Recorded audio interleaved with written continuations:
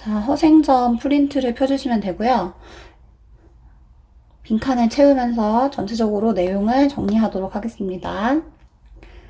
자, 먼저 작품 정리를 먼저 보시면 갈래에 한문소설이라고 나와 있는 건 지금 우리 교재에는 한글로 적혀 있지만 이제 처음에 만들 때 이 박지원이라는 작가가 한문으로 만든 소설이라는 것이고, 풍자소설이라는 것은 이거는 이제 현실을 비판하는 내용을 담고 있기 때문에 양반 사대부들의 어떤 무능함 등 또 집권층의 무능함 이런 것들을 비판하는 것이기 때문에 풍자소설이라고 볼 수 있습니다.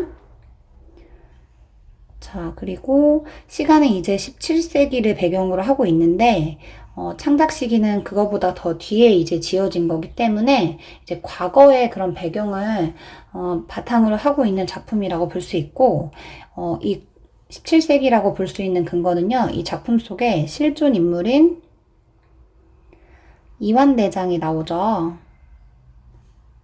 그것을 통해서 짐작할 수 있습니다. 자, 그리고 주제나 여러분들 한번 살펴보시고요. 이제 선생님하고는 특징으로 내려가서 확인하도록 하겠습니다. 자, 여기 특징 부분 보도록 할게요. 자, 허생은요, 비범한 인물입니다. 평범한 사람이 아니에요. 행적은 이제 허생이 어디를 왔다 갔다 하는지, 그래서 여기 이제 4번 정도 보시면 변시지, 경기도, 안성, 제주도 이렇게 왔다 갔다 하는 걸 따라서 스토리가 진행된다고 보면 되고, 이제 조선이라는 나라는 실용적이지 않은 것들을 추구하는 게 좀 중심이 됐던 나라이기 때문에 박지원은 그런 것들을 좀 부정적으로 바라보면서 좀 실용적인 걸 추구하는 어떤 실학 사상이라든지, 이제 마찬가지로 이용후생이라는 것도 실질적으로 필요한 것들을 중시하는 건데, 이제 그런 것들을 중시하는 그런 가치가 이 소설 속에서 은연중에 드러난다고 볼 수 있습니다. 자, 그리고 이제 허생이라는 사람이 자기가 꿈꾸는 나라, 그러니까 조선에서 어떤 폐단이나 이런 것들을 극복할 수 있는 어떤 이상향을 제시하고 있는데, 그게 바로 이 작품에서는 빈섬이에요, 빈섬. 물론 이 빈섬이라는 공간이 너무 작기 때문에 자기의 꿈을 다 실현하기에는 역부족이라고 이제 한계를 인식하기는 합니다. 그러니까 빈섬이라는 곳이 살기에는 그냥 그럭저럭 괜찮긴 하지만 규모가 너무 작아서 나라를 건설하기에는 한계가 있다라고 인식해요. 그래서 완벽한 이상향의 모습을 가진 건 아니지만 이제 여기서 허생이 이상향의 그런 시험 이런 것들을 했다라고 보시면 됩니다.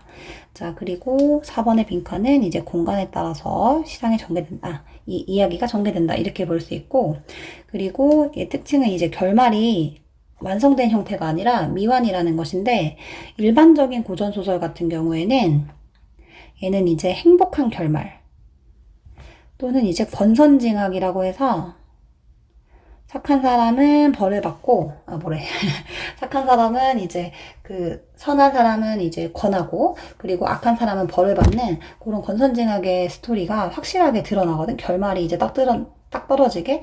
근데 이 작품은 이제 허생이 종적을 감춤으로써 정확하게 어떤 결말이 나왔는지 확인할 수 없는 측면에서 일반적 고전소설과는 차이가 있다라고 볼 수 있습니다. 자, 그리고 이 작품에는 여러 가지 시대적 배경이 나타나 있어요. 그래서 조선의 어떤 경제적으로 어려운 그런 모습이라든지 또 사회적 배경 같은 것은 이제 이 당시에 조선 후기의 그런 모습에서 신분제의 동요가 일어납니다. 이 신분제의 동요라는 것은 조선시대 이제 시작할 때는 양반과 그리고 일반 중인이나 평민계층이 많이 이제 차이가 났다면, 이제 후기로 갈수록 허생과 같이 몰락한 양반도 등장을 하고, 그리고 또 이 중인 중에서 신흥 상인계층, 여기서는 이제 변씨에 해당하는 인물 있죠? 그런 인물들이 이 작품 속에서 이완대장하고 같이 대화를 나눈다든지 그런 것들을 봤을 때 그래도 이 사람들의 권위가 많이 향상됐다는 걸 알 수가 있어서 이제 신분제가 이렇게 흔들리고 있다. 동요는 흔들린다는 뜻이고요. 그런 것들이 나타난다고 볼 수 있습니다. 자, 그리고 사상적 배경으로는 성리학을 이제 비판하면서 실생활을 더 중시하는 실학사상이 대두됐습니다. 자, 그리고 청나라의 문물의 도입을 주장하자. 이제 이 당시에 대부분의 집권층들의 입장은 명나라와의 의리를 생각하기 때문에 청나라를 배척하는 그런 사상.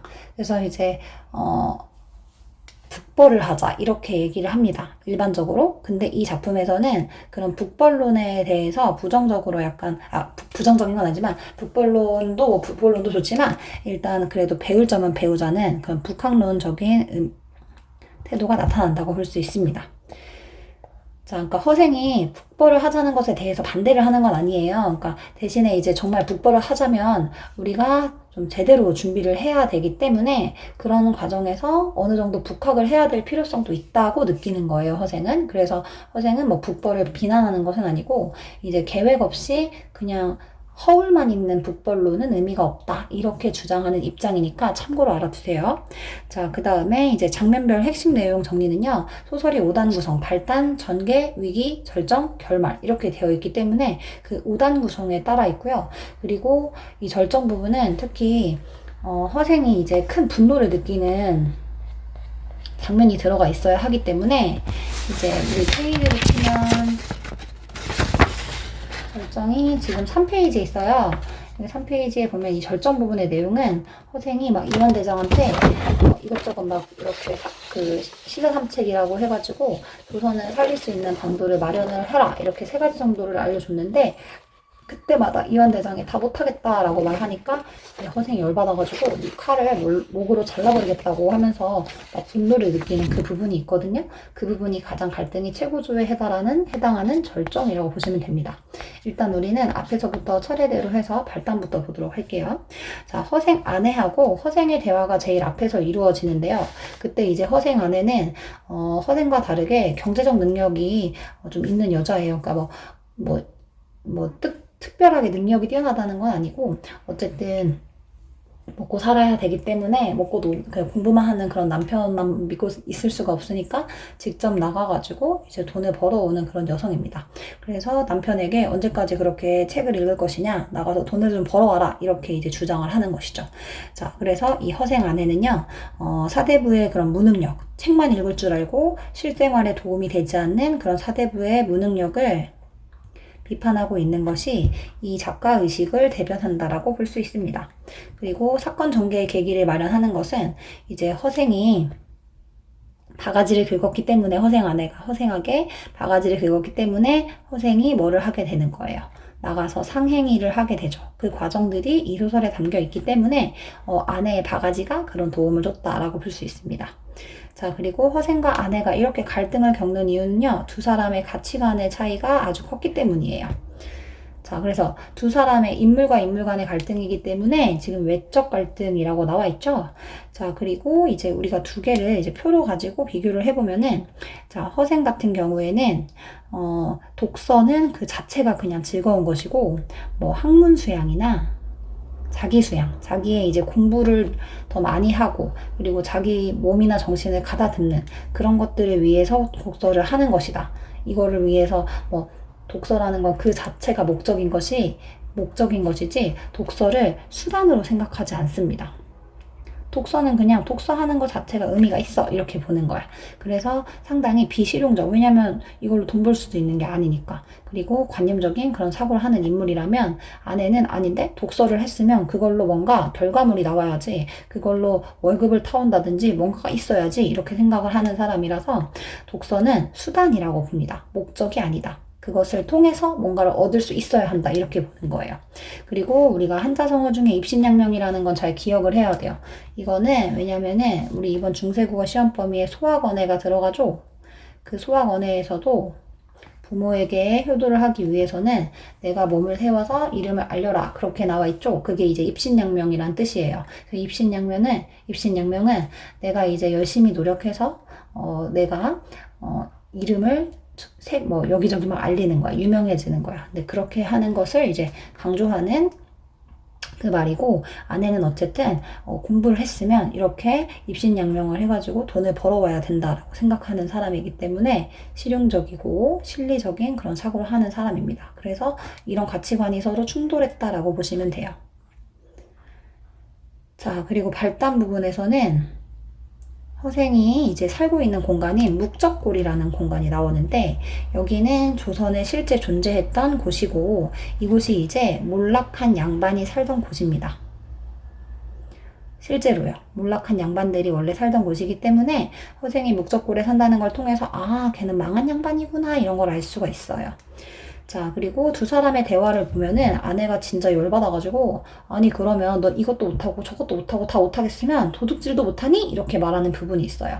그래서 이 부분이 바로 아내가 허생에게 갖는 비난이 가장 높은 부분, 최고조 되는 부분이라는 것과 함께 어떻게 도둑질이라는 걸 권할 수가 있겠습니까? 그런 것들은 아, 이 당시에 윤리적 가치관이 무너지고 있음을 보여주는 부분이라고 볼 수 있습니다.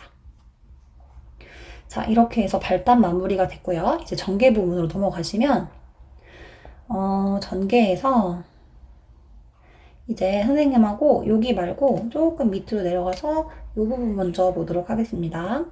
자, 변씨의 집이 먼저 나오는데 이제 허생이 아내랑 싸우고 그래 알았어 하고서 이제 나왔어요. 그래서 장사를 하려고 계획을 세우는데 일단 돈이 필요하니까 운종가 사람들이 많은 곳에 가가지고 여기서 도대체 누가 돈이 많은 사람이냐고 물어봤더니 변씨가 돈이 많대. 그래서 이제 변씨의 집으로 무턱대고 찾아가요. 생판 모르는 남입니다. 자, 가가지고 만냥을 빌려달라 그래. 만냥. 근데 이 만냥이 지금 현대의 돈으로 따지면 대략 7억 원 정도에 해당한다고 합니다. 엄청 큰 돈이에요. 근데 생판 모르는 남한테 이거 가서 이름도 안 알려주고 뭐 할 건지도 안 알려주고 그냥 돈을 달라는 거야. 그래서 되게 대범하고 과감하고 약간 당당, 좀 심하게 말하면 뻔뻔할 정도의 그런 모습이었어. 근데 이 변씨라는 사람은 허생 듣보예요. 진짜 알지도 못하는 사람인데 그래 알았어 하고서 그냥 이 7억을 빌려주는 거야. 자, 그래서 이런 걸 통해서 아, 이 변씨라는 사람은 되게 대범하고 도량이 넓고 통찰력이 있다 이렇게 볼 수 있는데 이때 이제 통찰력이 있다는 것이 그 안을 꿰뚫어보는 능력이 통찰력이거든? 근데 허생이 봤을 때 겉으로는 막 되게 꼬질꼬질해. 왜냐면 몰락한 양반이니까 되게 누추한 차림새로 찾아왔거든. 그래서 그 모습만 보고는 아, 저 거지 새끼 뭐야? 이렇게 하고 안 빌려줬을 수도 있는데 변씨는 그 안에 있는 허생의 어떤 강인함을 확인한 것 같아. 대단하다? 이런 생각을 한 것 같아. 그래서 이제 통찰력이 있다고 볼 수 있고요. 자, 그리고 허생은 여기에서 그렇게 7억을 갑자기 빌려줬는데도 하나도 고맙다고 말을 안 하기 때문에 우리 잡서에서는 이인답다라 그래. 이인이라는 거는 평범하지 않은 모습을 얘기하는 거예요. 우리같이 평범한 사람이었으면 당연히 7억 빌려주면 아유 너무 감사합니다 이렇게 했을 텐데 그러지 않았다는 거지. 자, 그리고 이때 찾아왔을 때 허생의 모습을 한자성어로 요약한다면 패포파림이라고 할 수 있습니다. 이것은 아주 누추한 차림새를 이야기하고요. 우리 선생님이 지금 보고 있는 허생전 프린트 3페이지 맨 아래쪽으로 가시면 이 한자성어가 무슨 뜻인지 자세히 나와 있습니다. 한자성어 거기에 꽤 많이 모여 있으니까 참고를 하시면 돼요. 자, 그래서 상당히 몰락한 양반의 모습으로 허생이 등장했음을 알 수 있어. 자, 그리고 그 다음 장면이 이제 안성으로 가는데요. 허생이 이제 안성으로 가가지고 여기서 뭐를 사냐면은 과일을 사요, 과일. 과일을 근데 다른 사람들한테 그 사는 금액보다 훨씬 더 비싸게 2배를 주고 샀는데 대박 이거를 10배로 팔아버린 거야. 그러니까 허생이 훨씬 더 개이득을 본 상황이죠.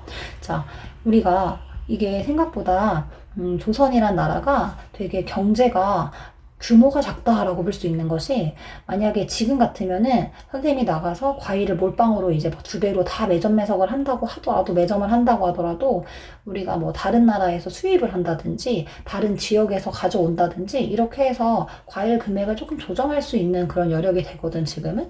근데 이때는 그런 게 없었기 때문에 그냥 내가 싹쓸이를 해버리고 가니까 사람들이 이 과일을 비싼 값을 주고도 살 수밖에 없는 그런 상황이었다는 거야. 그래서 이런 걸 통해서 아, 조선의 경제 구조, 유통 구조가 상당히 약하다 이런 걸 알 수 있고 또 이 양반들이 과일을 사는 이유가 뭐냐면은 이 과일은 잔치, 제사 이런 걸 지내기 위해서야.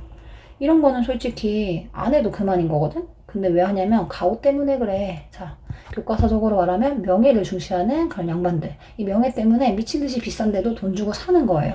그래서 그걸 통해서 양반들의 허례허식을 허생이 비판한다고 볼 수 있습니다. 자, 그리고 허생은 장사를 한 번도 해본 적이 없는 사람이잖아요. 맨날 책만 읽었으니까. 근데 이제 처음에 장사를 하러 나와서 이런 조선의 상태를 자기 나름대로 간파를 하고 그리고 자기가 예상한 대로 정말 매점매석을 통해서 큰 돈을 벌었기 때문에 상당히 똑똑하죠. 그래서 비범한 모습이 드러난다는 것도 알 수 있어요. 자, 그리고 이제 허생이 제주도로 떠나는데 이때 제주도에서는 뭐를 이제 가지고 가냐면 말총을 사서 갑니다. 이 말총은 양반들한테 어떤 그 갓을 쓰고 하는 의관, 그 겉모습, 이제 거칠에 관련된 그런 소품인 거지. 근데 이것도 안 사도 그만이야. 그냥 머리를 풀어 헤치고 다녀도 되는 거야, 망나니처럼. 근데 그거를 꼭 사가지고, 비싼데도 말총을 사가지고 갓을 쓰고 하려고 하는 것은 다 뭐겠어. 이것도 이제 가오를 중시하는 그런 모습이라고 볼 수 있죠. 그러니까 여기서 이런 과일이랑 말총 같은 것들 있지? 얘네들이 다 뭐냐면은 양반한테는 필수품인 거야. 생필품은 아닌데 사치품이지만 자기들한테는 꼭 있어야 되는 것들. 그래서 말총을 사드렸는데 정말 사람들이 비싼 돈 주고 사는 거야. 그래서 이것 또한 양반의 허례허식을 비판하는 거라고 볼 수 있습니다. 자, 그리고 또 이제 사공을 만나가지고 뱃사공한테 어디 좀 괜찮은 곳 없냐? 라고 물어봤더니, 이제 빈섬이라는 괜찮은 곳이 있다라고 해가지고 허생이 이제, 거기 가서 그러면 내가 계획한 나라를 한번 시험해보자. 이런 생각을 하는 장면이 나옵니다. 자, 다시 이제 위로 조금 올라가서 정리를 좀 더 할게요. 자, 여기서 이제 허생과 변씨를 정리를 해야 되는데, 허생은 아까 말한 것처럼 감사하다고도 안 했지. 이인답다라고 볼 수 있고, 상당히 뻔뻔스러울 정도로 당당한 사람. 그리고 조선 후기에 경제적으로 몰락한 양반 계층을 대표하는 인물. 그리고 변씨는 신흥 상인 계층을 대표합니다. 그래서 조선 후기에 신흥 상인들이 옛날에는 이제 산농공상이라고 해가지고 선비, 그리고 농사꾼, 그리고 장인, 상인 이렇게 해서 이제 인간의 신분을 이렇게 나누는 거예요. 1, 2, 3, 4위예요. 상인은 거의 4위 끝이야, 끝. 근데 이런 상인이 막 이제 돈을 많이 버니까 조금 이제 지위가 약간 올라가는 그런 느낌이라는 거지. 그래서 그런 조선 후기의 사회 모습을 보여주는 인물이라고 아까 얘기했었죠. 자, 어쨌든 이 변씨는 상당히 호탕한 그런 성격이 있어. 되게 쿨하고 처음 보는 사람한테도 돈을 이렇게 탁 빌려준다는 점에서 호탕하다 이렇게 볼 수 있죠. 자, 그리고 아까 말한 것처럼 사람의 내면을 꿰뚫어보는 통찰력을 갖고 있다고 했죠. 그래서 이런 비범한 안목을 갖고 있다는 점에서 이 소설 속에 변씨 가족들의 모습과는 대조가 돼요. 이 변씨 가족은 허생을 본 다음에 아니 뭐 저런 사람 그지 같은 사람한테 왜 돈을 빌려주냐고 이렇게 얘기를 하거든. 그래서 겉모습으로 사람을 평가하는 이 변씨의 가족과 다르게 이 사람은 뭘 봤어? 겉이 아니라 내면을 바라봤죠. 그래서 대조된다라고 볼 수 있습니다.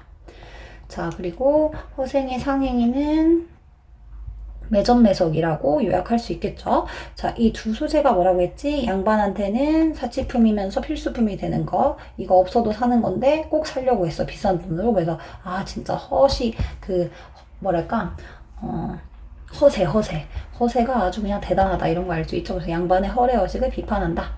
그리고 매점매석을 통해서 조선이라는 나라는 이제 한 사람이 이렇게 물건을 삭슬이 해버리면 바로 흔들리는 나라라는 걸 통해서 아주 그냥 취약한 경제구조라는 걸 드러냅니다. 자, 이제 전개 2로 넘어갈게요. 자, 전개 2에서는 아까 이제 사공한테 빈섬 물어봤다고 했잖아. 이 사공을 정리하면 보도적 인물, 정보 전달자 정도로 정리하시면 됩니다. 자, 이 이상사회를 건설했고요. 이곳은 빈섬이라고 적어주시면 됩니다.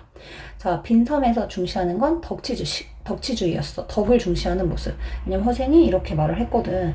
자, 덕이 있으면 사람도 없이 어떻게 만드냐? 그랬더니 덕만 있으면 사람이 절로 보여. 이렇게 얘기를 하는 걸 통해서 허생이 덕을 강조하는 인물이라는 걸 알 수 있습니다. 자, 그리고 빈섬은 아주 풍요로운 곳이고 괜찮은 조건을 갖춘 곳이었대요. 근데 허생은 여기가 너무 작아서 실망을 하는 거야. 한계를 가지고 있다라고 생각해. 그래서 뭐라고 말하냐면 아이고 땅이 천리도 못되니 여기서 뭘 하겠어 라고 얘기하는 거야. 그래서 이런 걸 통해서 허생이라는 사람은 아주 그냥 작은 것은 충분하지 않고 좀 큰 것에 만족하는 스케일이 큰 사람이야. 그래서 이런 말에서 선생님은 허생의 호연지기가 드러난다라고 정리해주고 싶고, 호연직이라는 것은 이제 큰 뜻을 가진 사람들한테 할 수 있는 한자 성어예요. 그리고 또 뭐라고 했냐면 그래도 땅이 좋대요. 그래서 농사 짓고 살면서 부가호, 좀 넉넉한 그런 부자로서 그 농사 짓는 늙은이가 될 수 있겠다 이렇게 얘기를 합니다. 근데 어쨌든 이 얘기가 뭐냐면 여기서 왕이 될 순 없겠다 이렇게 얘기하는 거야.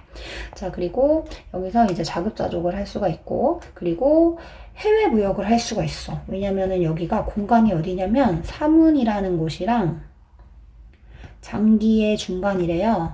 근데 이 사문이 동남아더라고. 그리고 장기는 일본의 나가사키 쪽이래요. 그래서 해외 무역이 가능한 공간이었다. 그래서 허생은 그것을 생각해서 이곳으로 온 거예요. 조선은 해외 무역을 하지 않았기 때문에 매점매석으로 바로 흔들려 버렸잖아. 그것을 극복할 수 있는 공간이 될 수 있는 거죠.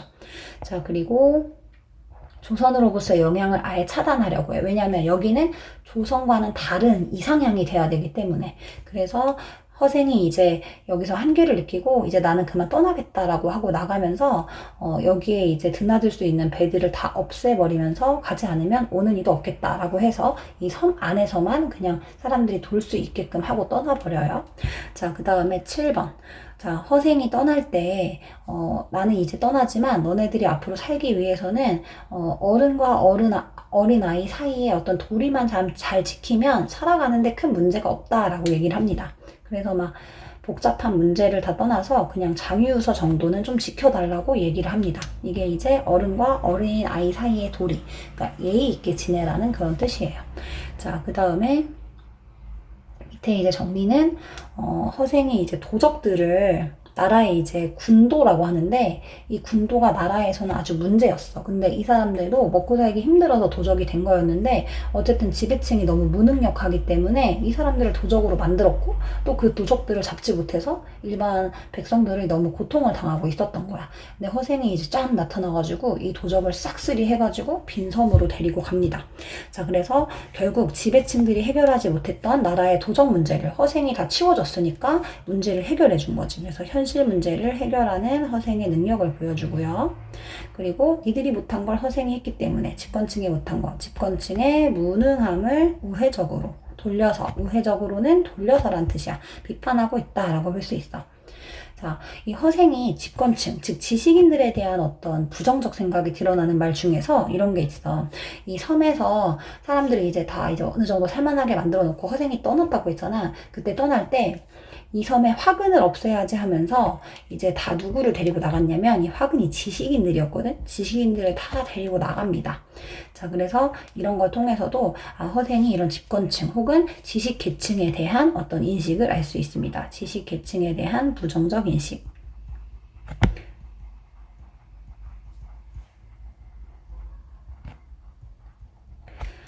자, 그 다음에 이제 넘어가시면 돼요. 자, 이제 허생과 군도의 만남. 자, 이 변산에서 군도가 들끓었기 때문에 허생이 이제 변산까지 갔어. 그래서 이 군도들을 만나가지고 계속 질문을 해, 일부러. 그 군도한테 허생이 계속 질문을 던지는 건 군도 스스로 자기들의 상황에 대해서 되짚어보게 하려는 의도가 있거든요. 그래서 계속 질문을 하면서 이제 대화를 하다 보니까, 이 사람들이 자기가 도적이 된 이유가 뭐냐면은 땅도 없고 처자식도 없어서 그렇대. 그래서 이렇게 됐다는 거야. 근데 이게 왜 없는 줄 알아? 결국은 뭐가 문제야? 돈이 없어요. 나라에서 사람들이 돈을 충분히 갖지 못하게 하는 거야. 복지가 안 좋았던 거지, 조선시대에는. 자, 그래서 이 사람들이 나빠서 도적이 된 게 아니라 조선 사회에 문제가 있었기 때문에 경제적으로 너무 힘들었기 때문에 어쩔 수 없이 도적들이 생기게 됐다. 이런 것들을 같이 기억을 해주시고요. 허생이 그래서 이걸 해결하기 위해서 내가 너네들한테 그럼 돈을 줄게 라고 약속을 했어. 근데 당연히 이상하다고 생각을 하고 안 믿었던 거지. 사기꾼이라고 생각하고. 그래서 미친놈이라고 했었는데 진짜 실제로 허생이 돈을 가지고 온 모습을 보고 갑자기 장군이라고 하면서 허생을 열심히 따릅니다. 이 군도들이. 자, 그래서 이런 호칭 변화 같은 것도 있었고요. 자, 그때 다시 이제 막 장군 이렇게 따르니까 허생이 뭐라고 하냐면 그러면 너네 내가 어디로 데려갈 텐데 그때 여자하고 소를 구해오라고 돈을 줘요. 그래서 이제 구해오라고 했어. 근데 하필 왜 이때 허생이 여자랑 소를 가지고 오라고 했냐면 여자라는 것은 이제 가족을 만들려면 부부가 이제 아기를 낳고 키우면서 가족이 될 수 있잖아. 그렇게 해서 가족을 준비해야 되고 그 다음에 또 집은 어차피 그 빈 섬으로 가면 자기가 줄 거고 그리고 소 같은 것은 소를 통해서 농사를 짓고 경제적인 것을 마련할 수 있잖아요. 그러니까 이거는 우리가 인간이 살아가는데 삶의 기본 조건이라고 볼 수 있어요. 자, 근데 이런 것들을 누가 못 해줘서 집권층이 백성을 위해서 해주는 게 없었기 때문에 이 사람들이 힘들었던 거잖아. 근데 허생이 이걸 해결해 주는 거야. 그래서 이걸 통해서 이걸 알 수 있어. 허생이 집권층이 백성을 위해서 할 일, 뭐를 해야 되는지 그것을 제시해 준 거라고 볼 수 있는 거야. 자, 너네가 정치를 하고 싶어? 제대로 된 정치? 그러면 이런 것들이 백성들이 갖출 수 있게 해줘야 된다. 그래서 지금 현대 우리나라에서는 가족 공동체를 이제 이룰 수 있게 뭐 결혼을 한다. 그러면 신혼부부 대출 막 이런 것도 해주는 거잖아. 그리고 뭐 취업이 안 돼? 그럼 나라에서 이제 국비 지원으로 취업을 할 수 있는 것들을 마련해 주거든. 근데 조선 사회에는 그런 게 없었다고 보시면 됩니다. 근데 허생이 이런 것들을 해준 거예요. 자, 그리고 이런 걸 통해서 허생의 영웅스러운 모습과 평범하지 않은 그런 모습을 알 수가 있죠. 다른 사람이 생각하지 못한 걸 해냈기 때문에. 그리고 이제 허생전에서 이상향이 등장하는 것처럼 홍길동전이라는 작품에 허균의 홍길동전에서도 율도국이라는 이상향이 등장을 합니다. 두 개를 같이 참고로 공부해 주시면 돼요. 자, 이제 전개 3번으로 갑니다. 자, 여기서는 이제 허생이 그 빈섬에 가가지고 농사를 짓게 하고 사람들한테 농사를 짓게 하고 그걸 통해서 돈을 벌어서 해외 무역을 하고 해서 돈을 꽤 많이 벌었어요. 그래서 그거를 이제 다 갖고 온 건 아니고 자기가 변씨한테 이제 만냥을 빌렸잖아. 그거를 이제 갚을 돈만 챙겨가지고 나머지는 다 버리고 오는데 이제 돈을 갚기 위해서 이제 변씨를 찾아갔어요. 변씨를 찾아가가지고 이제 허생이 변씨한테 이제 찾아갔더니 변씨가 허생의 모습을 보니까 너무 약간 상태가 안 좋은 거야, 허생이. 그래서 쟤 뭔가 망한 거 아닌가? 살짝 이런 생각을 하게 됐어. 근데 그런 걸 막 질문하니까 허생이 뭐라고 하냐면 아니 이런 만냥, 이 만냥으로 내 돌을 살찌게 할 수는 없다. 이런 얘기를 하는 거야. 왜냐면 허생한텐 이런 만냥 같은 돈이 아니라 내 돌을 키우기 위해서는 뭐가 필요하니까, 지식이 필요하니까. 근데 지금 그동안 공부를 못했잖아. 그러니까 내가 이렇게 꼬라지가 이렇게 됐다 이런 뜻이에요. 자, 그리고 내가 하루아침에 굶주림을 견디지 못하고 중간에 그리기를 패하고 말았으니 당신에게 만냥을 빌렸던 것이 부끄럽다 이런 얘기를 하는 거거든. 그래서 자기가 그리기를 멈춘 것에 대해서 부끄럽다고 얘기를 하고 있는 거야. 그래서 이런 걸 통해서 허생이 약간 정신적 가치를 재물보다 더 중시한다 라는 걸 알 수 있고요. 그리고 이런 부분에서는 사대부의 의식이 드러난다고 볼 수 있어요. 자, 그리고 특히 이제 허생의 계급의식이 잘 드러나는 부분은 2번이에요, 2번. 당신은 나를 장사치로 보는 거야. 그러니까 되게 기분 나쁘다는 거야. 그래서 이거는 이제 무슨 상황이었냐면 변씨가 허생이 만냥을 빌렸잖아. 근데 10만 냥을 이자까지 해가지고 갚는다고 가지고 오니까 변씨도 이 돈 너무 많다고 다시 이제 나한테 그 원금만 주고 이자는 필요 없으니까 가져가라 이렇게 말을 하니까 허생이 뭐 내가 장사꾼인 줄 알아? 막 이렇게 내가 이익을 남겨먹으려고 한 건 줄 알아? 이러면서 분노를 느끼는 거야.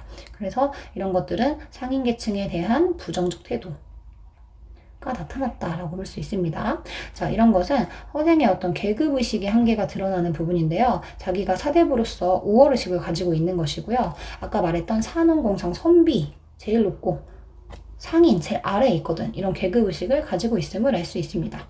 자, 그리고 허생은 이제 재물에 대해서 이중적 태도를 가지고 있어요. 무조건 나쁘다고 보지도 않고 무조건 좋다고 보지도 않아. 일단 사회적으로 봤을 때는 지금 백성들을 충분히 행복하게 해줄 수 있다. 돈이 어느 정도 있어야 된다. 그래서 긍정적으로 보지만 허생 개인적으로 봤을 때는 나는 돈이 없어도 사는 사람이거든. 그래서 이 돈이 있다고 내가 만냥에 어떻게 돌을 찌울 수 있겠냐 그랬잖아. 그러니까 돌을 키울 수도 없고 오히려 정신을 괴롭히는 것이니까 나한텐 재앙이라고 하면서 부정적으로 생각해요. 그래서 그 큰 이자를 줬음에도 불구하고 변씨가 이 돈 다 필요 없다. 너무 이자를 많이 주니까 네가 좀 다시 가져가라 하는 걸 거절해버리고 뭐 2번과 같은 말을 하고 3번은 이제 변씨가 이자 이거 필요 없다라고 얘기하니까 아니야 그냥 그 이자는 너 다 가져가고 그냥 나한테 가끔 먹을 거 떨어지지 않게 옷이나 좀 이렇게 가끔 해주면 그러면 난 만족스러워 라고 말을 합니다. 이런 부분에서 우리가 그동안 고전시가에서 많이 공부했던 안분지족, 자기 분수에 만족하는 그런 사람, 가난하지만 만족할 줄 아는 안빈낙도의 삶이 잘 드러난다고 볼 수 있습니다. 이런 걸 통해서는 개인적으로는 돈을 그렇게 좋아하지 않은 사람이라는 거 알 수 있어. 개인적으로 자기를 위해서 쓰는 돈은 부정적으로 생각했던 거예요. 자, 그 다음에 이 정보 전달자 중에 늙은 할미라는 사람이 나오는데 이 사람은 이제 변씨가 허생한테 돈을 빌려줬을 때 또 허생이 돈을 갚으러 왔을 때도 허생에 대한 어떤 정보가 아예 없는 상태였는데 이제 늙은 할미를 만나서 허생이 5년 동안 집을 나가 있었고 그리고 허생의 아내는 허생이 죽은 줄 알고 제사를 지냈다는 거 이런 정보들을 다 제공해 줍니다. 허생의 아내는 남편이 죽었다고 생각하고 허생의 제사를 지내고 있었대요. 자, 그리고 2번. 그래서 어쨌든 이 늙은 할미는 그런 내용을 간단하게 정리해줬기 때문에 허생의 내력을 요약적으로 제시하기 때문에 이 작품의 그 부분에서는 요약적 제시가 드러나는 부분에서는 서술의 시간을 단축해주고 있다. 이렇게 볼 수 있습니다. 자, 그리고 자, 변씨와 허생의 대화가 이제 이어지는데요. 두 사람이 꽤 가까워지면서 이제 대화를 이제 하게 되는데, 아무래도 변씨도 장사치다 보니까 허생이 장사에서 성공한 얘기 이런 것들이 막 궁금했을 거 아닙니까? 그래서 그런 것들을 막 질문을 해요. 그래서 선생님이 이제 정리한 거, 이 허생의 대화 3가지 질문이 있는데, 이 변씨의 이런 대화 질문을 통해서 허생의 가치관이 자연스럽게 드러난다고 볼 수 있고, 이 첫 번째 질문에 대한 거와의 답이 1번. 그리고 두 번째 질문이 허생의 장세치들과 상은의 차이. 세 번째 질문에서 이런 것들을 정리해 주시면 돼요. 일단 첫 번째 질문에서는 무역을 우리나라가 하지 못했기 때문에 또 유통이 잘 안 돼가지고 나라 안에서도 물건이 돌지 못했다. 그리고 그냥 거기서 벌고 거기서 먹는 걸로 끝냈기 때문에 매점 매석이 성공할 수밖에 없었다. 이렇게 이제 이야기를 하는 것이고, 그리고 잘못했다. 쏘리. 첫 번째 질문을 통해서 이 2가지를 알 수가 있네요. 그리고 일반 장사치들은 허생과 다르게 매점 매석을 할 수가 없어. 돈이 많지 않았기 때문에. 그래서 얘네들은 분산 투자를 하지만 자기는 이제 매점 매석을 했다는 거지. 근데 이 매점 매석이라는 것은 나라를 썩게 할 수 있는 어떤 부정적인 것이라고 하면서 자신의 행위를 스스로 비판하고, 그리고 자기가 잘못된 걸 알면서도 이렇게 행동을 했다는 것은 내가 돈을 벌기 위해서 그런 것도 아니에요, 사실은. 왜냐면 다 돈을 남을 주고 버리고 이렇게 했으니까. 그러니까 나는 그냥 조선의 경제 규모를 한번 시험하려던 것이었다. 이런 의도가 여기서 나타난다고 볼 수 있습니다. 자, 그리고 질문 2번째에 해당하는 것은 여기 이제 3번째. 허생의 운명론적 사고방식을 알 수 있는 대답이 있었어요. 자, 처음에 내가 이렇게 빌려줄 줄 알았으니까 그랬더니 뭐 그런 얘기를 하면서 허생이 하는 얘기가 뭐냐면은 자기가 이렇게 큰 돈을 벌 수 있었던 것은 자기의 재주도 물론 있대. 재주도 있어. 내가 재주가 없는 건 아니지만 근데 내 재주만 믿고 까불었으면 이렇게 되지 못했을 텐데 어쨌든 모든 운명은 하늘에 달려있다고 얘기를 하는 거야. 그래서 결국은 나의 재주를 떠나서 내가 이제 너한테 돈을 빌렸잖아. 근데 너한테 돈을 빌려준 사람, 그 빌려준 사람은 어차피 돈을 벌 수밖에 없는 운명을 타고난 거야. 그 사람은 그런 복을 타고났으니까. 그래서 나는 이 복을 잘 활용했기 때문에 성공했다라고 얘기를 하는 거거든요. 그래서 상당히 운명을 믿는 사람, 운명론적 사유를 하고 있다. 이런 걸 정리해 주시면 됩니다. 자, 그리고 3번째. 그래서 이제 네가 정말 똑똑한 사람인 것 같으니까 허생한테 지금이야말로 지혜로운 선비, 그러니까 너 같은 사람이 팔뚝을 뽐낸다. 이거는 진짜 팔뚝 자랑하는 게 아니고 김종국처럼 이거 이제 대유법이에요. 대유법. 어떤 부분으로 전체를 의미하는 거. 그러니까 자신의 능력을 뽐내서 이제 나라의 큰 뜻, 지금 북벌을 하는 게 조선의 목적이라면 그것을 시행할 때가 되지 않았느냐, 네가 나서야 되지 않겠느냐, 이렇게 얘기를 하니까 무슨 소리 하는 거야, 조선이란 나라는 인재등용을 개떡같이 하는 거야, 이러면서 이제 인재등용을 비판하는 허생의 가치관이 드러나는 부분입니다. 그래서 조성기나 유영원 같은 훌륭한 사람들도 지금 인재등용을 제대로 하지 않더라. 그러면서 이 집권층이 모순됐다. 왜 모순됐냐면 겉으로는 북벌을 해야 된대. 그러면 누가 필요하지? 이 북벌을 위해서는 인재가 필요합니다. 근데 실제로는 인재를 등용하지 않기 때문에 이게 모순된 거지. 한다고만 해놓고 아무것도 안 하니까. 자, 그리고 이제 드디어 위기 부분인데요. 이 위기 부분에서는 나라의 신임받는 신하인 이완이 등장합니다. 이때 이 사람은 나라의 신임받는 신하라는 것이라는 게 결국은 이 이완을 통해서 이 소설에서 집권층의 태도 그리고 집권층의 관점을 이 인물이 대변해 준다고 보시면 돼요.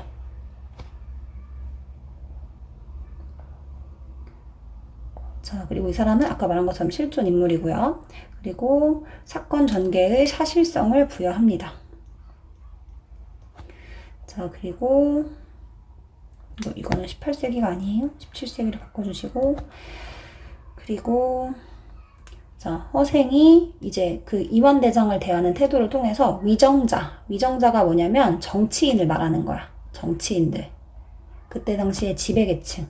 자, 그것에 대한 부정적인 태도를 보여줄 수 있는데, 지금 허생의 그 소문을 들었어. 변 씨한테 똑똑한 사람이 있다고. 그래서 도움을 받고자 찾아왔는데, 허생은 그걸 알면서도 그냥 밖에다 계속 세워둬요. 그래서 계속 기다리게 하고, 방에 이제 들어오라고 해놓고서는, 그래도 되게 높은 사람이 왔는데도 일어나지도 않는 거야. 자기는 사실 벼슬도 안 하는 그런 양반 주제에. 자, 그리고 막 이완이 와가지고 뭐라고 설명을 하니까, 그딴 얘기는 듣기에 치루해. 이러면서 이제 탁상공론. 그냥 책상에서만 하는 그런 논의는 필요 없다. 이렇게 이제 비판하는 것이 드러나 있습니다. 자, 그리고 어쨌든 이완의 부탁을 통해서 허생이 이제 시사삼책이라고 해가지고, 나라를 그러면 다시 잘 이끌 수 있는 어떤 방법들을 제시해. 3가지를. 첫 번째는요, 적극적으로 인재를 등용하라는 거였어. 왕이 삼고초려, 이렇게 인재를 등용하기 위해서 열심히 인고하고 참고 기다리고 노력할 수 있겠느냐? 그랬더니 어떻게 왕이 그렇게 할 수 있겠습니까? 하면서 이런 체면과 권위 때문에 안 된다라고 얘기를 하는 거예요. 그래? 그것도 못하겠어? 그러면은 2번째. 이번에는 명나라 후손들. 이 명나라가 우리 임진왜란을 도와줬으니까 이들에게 은혜를 좀 갚아야 되지 않겠느냐. 그래서 지금 조선에 있는 명나라 후손들에게 우리 왕실에 있는 딸들을 시집 보내고 집도 나누어주고, 니네 집 많잖아. 지배계층들 니네 집 몇 채씩 있으니까 이 사람들 막 먹고 사는데 힘들지 않게 좀 나눠주고, 그렇게 할 수 있겠어? 너네가 진짜 명나라에 대한 어떤 감사를 표한다면 그런 걸 해야 되지 않겠니? 이렇게 말을 했어. 근데 뭐래? 안 된다는 거야. 왜냐면 자기들 거 뺏기기 싫으니까. 지배계층이 자기 집을 주겠냐고. 그래서 자기들의 어떤 권력이나 경제적인 거 이런 거 뺏기고 싶지 않으니까 못 준대, 명나라 사람들한테. 그래서 그걸 통해서 친명배척. 명나라는 가깝게 지내면서 청나라를 배척하자라고 말을 하면서 제대로 명나라를 대우해주지 않는 것을, 그 허구성을 폭로하는 거예요. 그리고 이 기득권을 놓지 않으려는 것도 같이 비판한다고 볼 수 있겠죠. 자, 이제 거의 끝나가고 있습니다. 자, 그리고 3번째. 자, 3번째는 청나라와의 교류. 교류를 좀 해라. 물론 청나라는 북벌의 대상이긴 하지만, 그러면 우리가 북벌을 하기 위해서는 지피지기면 백전백승이라는 말이 있는 것처럼 걔네들을 제대로 파악해야 우리가 승리할 수 있지 않겠느냐. 그런 걸 계산해서 좀 친하게 지내봐라. 그래서 교류해서 우리한테 이득이 될 만한 부분들은 좀 챙기고 가자. 이렇게 얘기를 하는 거야. 그래서 우리나라 생각이 안 나지만 어쨌든 당나라 같은 데 가가지고 벼슬 할 수 있었던 것처럼 청나라에 가서 벼슬 할 수 있도록, 외국인인데 벼슬하게 해주는 그런 것들을 다시 마련해 달라고 부탁도 하고, 그 다음에 또 청나라에 우리나라 상인들이 가가지고 무역을 할 수 있게 좀 허락해 달라고 하고, 또 청나라의 그런 문물도 무조건 이제 안 된다. 그거는 막 싸구려 갖고 천박한 거야. 그렇게 생각하지 말고 그런 변발이나 호복을 입는 그런 청나라의 문물도 좀 따르고 이렇게 하자라고 얘기를 하는 거예요. 자, 근데 안 된대요. 왜냐면 예법을 지켜야 되니까 사대부들한테는 이건 너무 어려운 일이래. 그래서 이것이 뭘 의미하는 거냐면, 그럼 사대부들은 맨날 북벌론 타령만 하지 제대로 북벌할 생각이 없는 거네. 그리고 결국은 그런 허례허식을 못 버려가지고 그런 거네. 이런 것들 비판한다고 볼 수 있습니다. 자, 어쨌든 이 2 사람의 대화를 통해서 보여줄 수 있는 건, 허생은 상당히 이제 실리를 중시하는 인물. 자, 근데 이완은 아직도 실리보다는 명분과 체면을 더 중시한다. 그런 게 드러날 수 있습니다. 자, 결국 다 안 된다고 했잖아. 지금 3가지 다. 그래서 아까 선생님이 얘기했지, 이 절정 부분에서 허생이 진짜 열받아요. 그래서 뭐라고 꾸짖냐면, 너 같은 놈은 칼로 목을 베어야 돼. 이렇게 얘기를 하는 거야. 그래서 이 부분이 그래서 절정이라고 볼 수 있는 거예요. 자, 허생이 이제 여기서 뭐라고 비판을 하냐면, 야, 니네들 그 사대부들 흰옷에 두루마기 걸치고 있잖아. 그 흰옷은 마치 장례식 누가 죽어서 입는 상복 같은 거야. 그게 멋있어 보여? 그것도 니네가 생각할 때 멋있는 거지. 너네가 지금 청나라 옷을 호복을 입었다고 비판할 그런 게 아니야. 너네도 대단한 거 아니야. 이렇게 얘기를 하는 거예요. 그리고 니네 상투 틀지? 상투 트는 거? 그것도, 자, 너네가 머리에 그렇게 상투를 트는 것도 사실은 멋있어 보이지만, 그게 너네가 청나라를 오랑캐라고 하듯이 그냥 남들이 봤을 때는 너네도 남쪽 오랑캐에 불과할 수 있다. 이렇게 얘기를 하는 거예요. 이때 남쪽 오랑캐는요, 조심해야 돼. 이거 청나라가 아니에요. 이거는 이제 조선 너네가 지금 청나라를 오랑캐라고 하듯이 우리 조선도 누가 봤을 때는 남쪽 오랑캐 이렇게 볼 수 있다는 얘기를 하는 거예요. 그래서 너네들의 그런 복장과 예법이 뭐 되게 의미 있고 대단한 것처럼 보이지만 그거 진짜 아무것도 아니라는 걸 얘기하는 거야. 자, 그리고 또 번옥이랑 무령왕 얘기를 하면서 이런 번옥이는 복수를 위해서 자신의 목숨을 바칠 줄 알았고 또 무령왕도 자기가 편한 오랑캐 옷 이런 허례허식을 벗어버리고 이런 신리를 추구한 인물들을 얘기를 하는 거예요.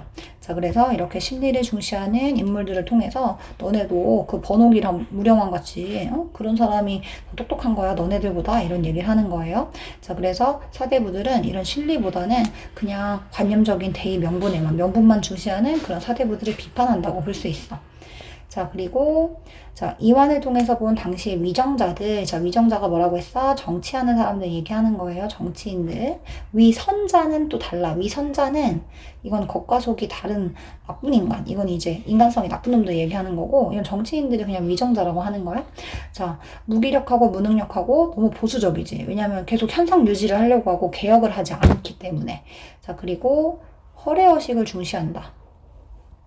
왜냐면 양반들은 그 머리털을 길러서 상투를 꼭 틀어야 되고 그리고 전쟁을 나간다고 하면서 넓은 소매의 옷을 버리지 못하는 거야. 생각해봐. 막 팔이 막 치렁치렁한 거야.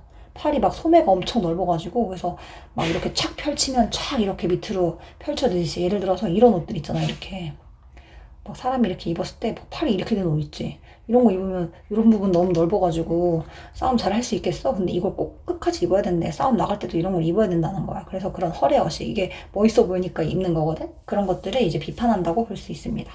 자, 그리고 이제 결말 부분에서는 허생을 이제 이완이 그렇게 해서 쫓겨났어. 허생이 막 목을 칼로 벤다고 해가지고 쫓겨났다가 다음날 허생의 이 도움을 받아봐야 될 것 같다라고 생각이 다시 바뀌었나 봐. 그래서 찾아갔어요. 찾아갔는데 허생은 이미 사라지고 없어졌던 거야.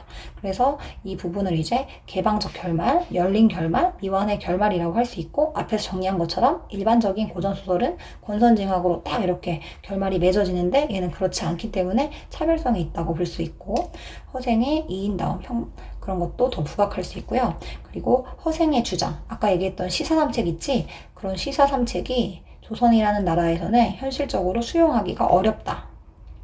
그 어려움을 보여주는 거야. 만약에 이게 소설에서 이렇게 끝나지 않고 허생의 그 계책이 조선에서 이제 이완대장이 수용을 해가지고 그렇게 적용이 되는 스토리로 풀려갔다면 아마 그 당시 막 이제 엄청 욕을 먹었을 거라는 거지. 이 작품이 무슨 말 같지도 않은 결말이야 막 이렇게. 그래서 그런 어려움을 암시하는 것이고 그 다음에 네 번째 작가가 현실 개혁 의지가 가져올 위험성을 보호하기 위한 똑같은 얘기예요. 그러니까 사람들이 막 뭐라고 욕할까봐. 자, 그리고 다섯 번째는 암시와 여운을 주고 독자의 상상력을 자극한다. 이런 건 참고로 알아주시면 되고요. 그 다음에 이제 허생의 성격 변화는요. 전반부에서는 허생은 아내한테 비판을 받잖아. 그래서 풍자를 받는 대상이 됩니다. 근데 후반부로 갈수록 이제 작품 후반부에서는 오히려 허생이 누굴 비판하지? 양반들이 비판하기 때문에 여기선 풍자를 받는 사람이 아니라 풍자를 하고 있는 주체가 되는 거야. 풍자의 주체가 돼서 오히려 이런 지식이나 다른 이제 그 풍자의 주체가 돼가지고 누구를 비판해? 위정자들 그리고 조선의 어떤 경제 상황 이런 것들을 비판하는 풍자의 주체로 바뀌어 있다. 자, 이렇게 해서 전체적으로 내용을 다 정리를 해봤고요. 나머지는 여러분들이 한번 읽어보시고 그리고 이거 외에도 학교 프린트 그리고 자습서를 보시면 그 지문 있는 페이지 말고 그 오른쪽에 핵심 정리가 잘 나와 있잖아요. 그런 부분들도 꼭 참고해서 공부해 주시기 바랍니다.